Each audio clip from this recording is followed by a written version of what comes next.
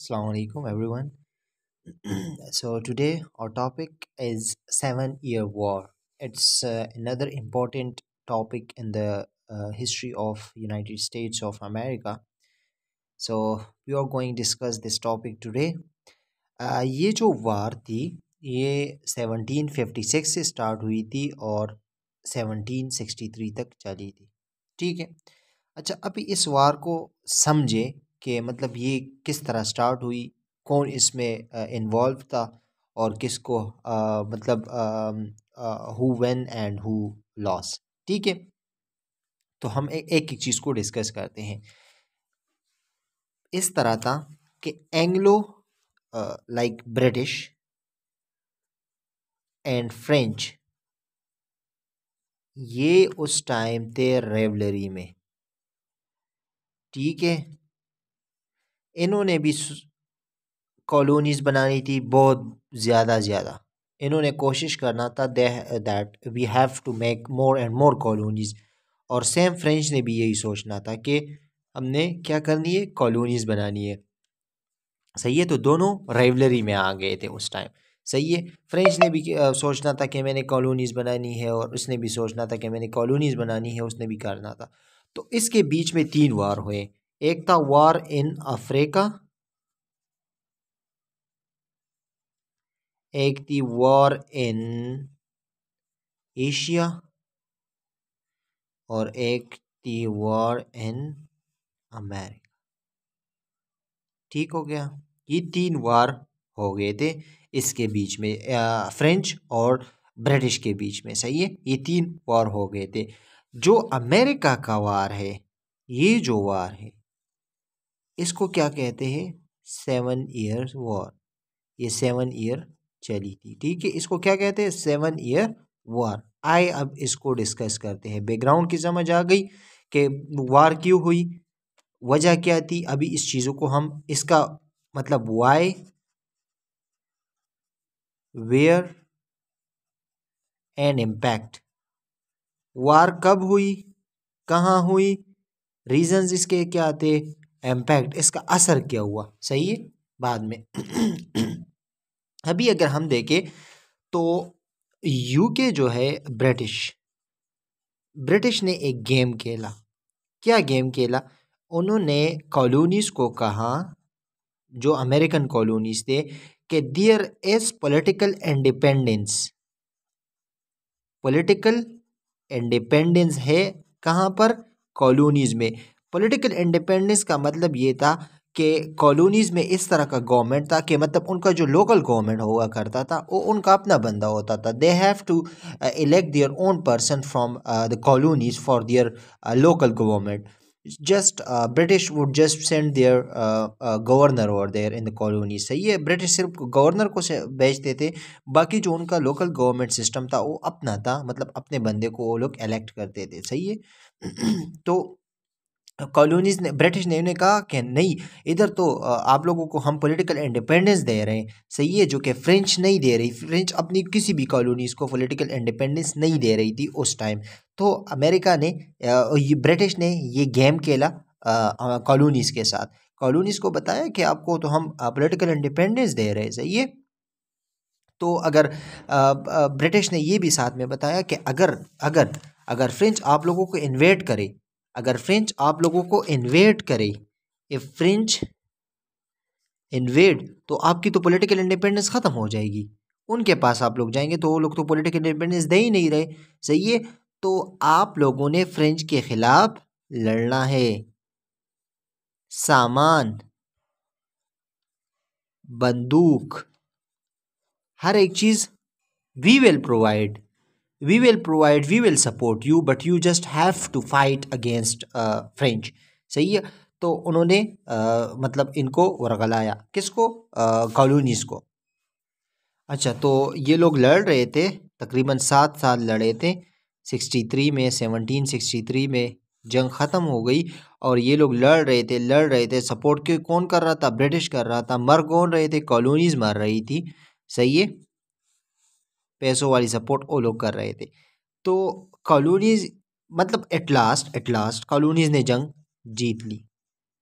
America जो British colonies थे उन्होंने जंग जीत ली 1763 में।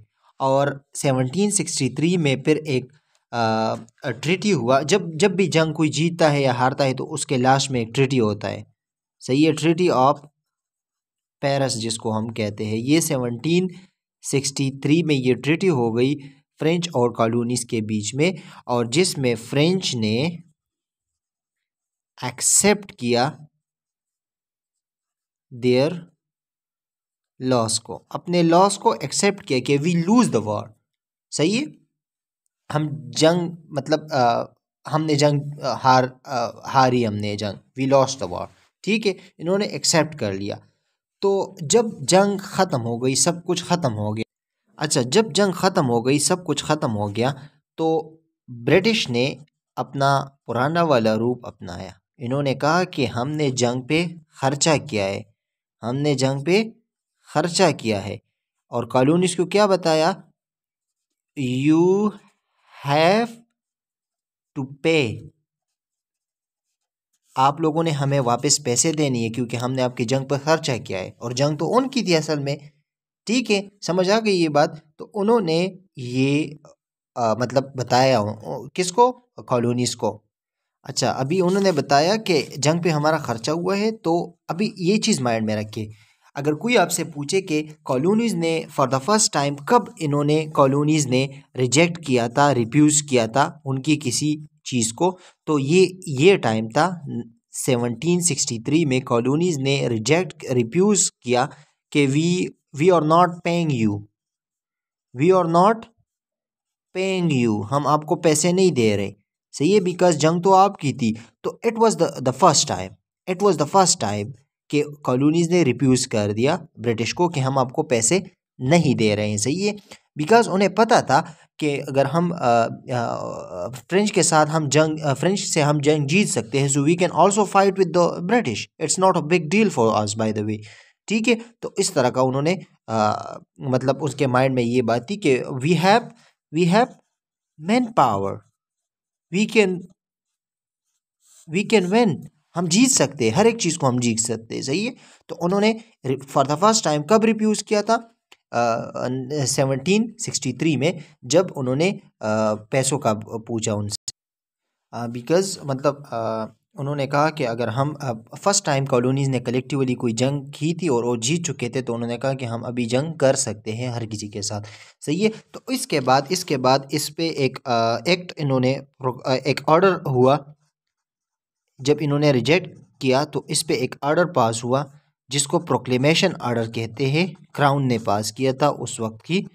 और उन्होंने इसमें क्या था कि कॉलोनीज के नॉट मूव टू वेस्ट, सही है, कॉलोनीज को वेस्ट पे मूव करने पे से रोका, सही है। और इन्होंने इसके साथ साथ इन्हीं के साथ साथ इन्होंने एक और एक्ट पास किया जिसको हम क्या कहते हैं, स्टैम्प एक्ट। 1765 में इन्होंने ये एक्ट पास किया, और इस एक्ट में इन्होंने ये बताया कि मतलब इन्होंने स्टैम्प एक्ट के ख़िलाफ़ उन्होंने एक एक्ट पास किया था, स्टैम्प एक्ट, आपको पता होगा। और मतलब इसमें ये था कि मतलब इस पे एक स्टैम्प का मतलब ये है कि स्टैम्प के मतलब टेक्स्ट आप लोगों ने देना है और ये सारी चीज़ें आप लोगों ने करनी है, same as the other act, सही है। तो इसमें इन्होंने रिफ्यूज़ कर दिया इस एक्ट को भी, किसने, कॉलोनीज़ ने इस एक्ट को भी रिफ्यूज़ कर दिया और कहा कि ना मतलब हम इस चीज़ को नहीं मानते, हम इस एक्ट को बिल्कुल तस्लीम नहीं करते। और एक नारा लगाए, इट्स अ डेथ स्टैम्प, सही है, उन्होंने ये नारा लगाया कि इट्स अ डेथ स्टैम्प। और एक स्लोगन उसका जो एक अनदर जो मतलब स्टार्ट में जो उन्होंने इंडिपेंडेंस की तरफ जो जाना था, उसके स्टार्ट में एक नारा इन्होंने लगाया, नो टैक्सेशन विदाउट रिप्रेजेंटेशन। क्या नारा था, नो टैक्सेशन विदाउट रिप्रेजेंटेशन, अगर हमें आप लोग रिप्रेजेंटेशन नहीं दे रहे तो हम आपको टैक्स नहीं दे रहे, सही है। और इसी तरह इस जंग के बाद इन्होंने थोड़ा सा मूव कर दिया अपने इंडिपेंडेंस की तरफ, सही है, अपने इंडिपेंडेंस की तरफ क्या कर दिया, मूव कर दिया। मैं आपको बाकी आगे समझाता तो इन लोगों ने प्रोटेस्ट स्टार्ट कर दिया और प्रोटेस्ट का जो मेन फिगर था वो था सेम्यूल एडम, जिन्होंने अपनी एक टीम बनाई जिसको इस टीम का नाम था सन्स ऑफ लिबर्टी, जो कि सेम्यूल एडम लीड कर रहा था इसको। और इन लोगों ने ये कहा कि no taxation without representation in each and everything like such sort of slogans they have. सही है। तो अगर अभी अभी ये मसला है कि उन्होंने कहा कि हमें रिप्रेजेंटेशन दे दे, हमें मतलब हम पार्लियामेंट में आप लोगों के साथ बैठेंगे। तो अभी यूके के साथ ब्रिटिश के साथ ये मसला था कि अगर ये लोग इन्हें रिप्रेजेंटेशन देते तो फिर अगर कोई एक्ट या कोई कानून जो कि हमेशा ये लोग पास करते थे कॉलोनीज़ के खिलाफ, सही, अगर ये पास करना पड़ा हमें तो फिर तो ये लोग पार्लियामेंट में हमें रिजेक्ट करेंगे, इस वोट नहीं मिलेगा हमें, तो फिर हम पास नहीं कर सकते इस कानून को। तो इन्होंने कहा कि हम इनको रिप्रेजेंटेशन नहीं देंगे। सही है, रेजिस्ट करना स्टार्ट कर दिया और हमेशा, और इसकी जो प्रोटेस्ट थी वो भी जारी रही। अच्छा, तो प्रोटेस्ट और स्ट्रांग होता चला गया। जब जब प्रोटेस्ट स्ट्रांग होता चला गया तो ब्रिटिश ने सोचा कि अभी वी शुड ब्रिंग आर्मी। तो इन्होंने for the first time army को बुलाया कॉलोनीज़ में। It was also for the first time. सही है, आर्मी को बुलाया, अपनी आर्मी को, और के ताकि इन प्रोटेस्ट को क्या करे, रेजिस्ट कर सके। सही है। और साथ में एक एक्ट पास किया जिसको हम क्वार्टर एक्ट कहते हैं, जो कि 1765 में पास किया। सही है। और इस क्वार्टर एक्ट में ये बताया कि जो आर्मी होगी उसको शेल्टर प्लस फूड ये कौन प्रोवाइड करेगा, ये कॉलोनीज में जो ये लोग अपने घरों में इसे जगह देंगे आर्मी को अपने घरों में सुलाएंगे, अपने घरों में इसे बिठाएंगे, उसकी सारा कुछ करेंगे, उसको खाना देंगे, उसको शेल्टर देंगे, उसको बिस्तर देंगे, उसको मतलब जो भी ज़रूरियात हो उनको प्रोवाइड करेंगे। सही है। तो ये क्वार्टर एक्ट में सारी ये बातें थी जो कि बहुत ज़्यादा नाजायज़ है। सही है कि मतलब आप लोगों ने इसको घर में जगह भी देनी है, आपने इसको खुराक भी देने और सारा कुछ जो भी तेल है वो आप लोगों ने करना है। सही है। लेकिन क्या था, ये कॉलोनीज जो थे ये थोड़े से स्ट्रांग हो गए। इन्होंने प्रोटेस्ट पर भी नहीं रुकी, प्रोटेस्ट और भी स्ट्रांग होता चला गया। और एट लास्ट 1776 में एक एक्ट पास हुआ जिसको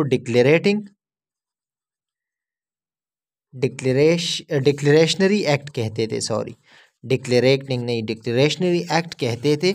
सही है। ये एक एक्ट पास किया, डिक्लेरेशनरी एक्ट। और इस एक्ट में ये था कि all the taxes will be remove from colonies के जितने भी टैक्स है वो रिमूव किया जाए। ये किसने पास किया था, ब्रिटिश ने पास किया था कि कॉलोनीज के जितने भी टैक्स है उनको हटा दी जाए। बट दे आल्सो डिक्लेयर्ड, लेकिन इसमें एक बात थी, इसमें इन्होंने एक बात कही थी, लेकिन इन्होंने एक बात और भी कही थी कि अगर अभी तो हमने टैक्स हटा दिए, अभी तो टैक्स चलो हटा दिए हमने, लेकिन if in future if our parliament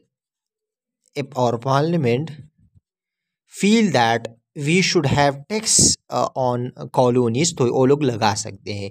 अगर फ्यूचर में पार्लियामेंट कहे कि हमने टैक्स लगानी है, so they can impose the taxes. सही है, ईच एंड एवरीथिंग। तो ये थोड़ा सा उसका होता जंग की तरफ जाने की बैकग्राउंड थी। और उसके बाद जो सिनेरियो है वो थोड़ा सा डिफरेंट होता चला जा रहा है। तो मैं अभी इस वीडियो में नहीं डिस्कस कर रहा, इंशाल्लाह it will discuss in the next video. Thank you so much for your time and Allah आप लोगों को भी कामयाब करे और सबको कामयाब करें ज़िंदगी में। Thank you so much for your time. Bye bye.